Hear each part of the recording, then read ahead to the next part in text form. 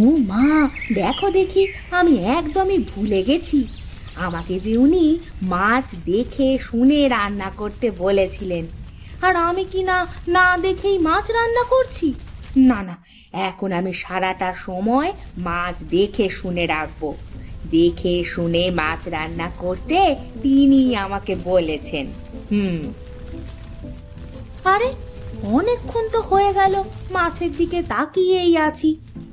এবার বুঝি মাছ দেখে শুনে রান্না হয়েছে। এখন যাই, ওনাকে মাছগুলো খেতে দিয়ে আসি। আজ উনি নিশ্চয়ই অনেক খুশি হবেন। ওগো, এই নাও তোমার বড় রুই মাছ। আমি কিন্তু আজ মাছের তরকারি দেখে শুনেই রেঁধেছি। এখন তুমি খেয়ে দেখো তো কেমন হয়েছে। আচ্ছা ঠিক আছে বউ, তুমি অপেক্ষা করো। আমি এখনই খেয়ে দেখছি তোমার হাতের রুই মাছ রান্না কেমন হয়েছে, বুঝলে?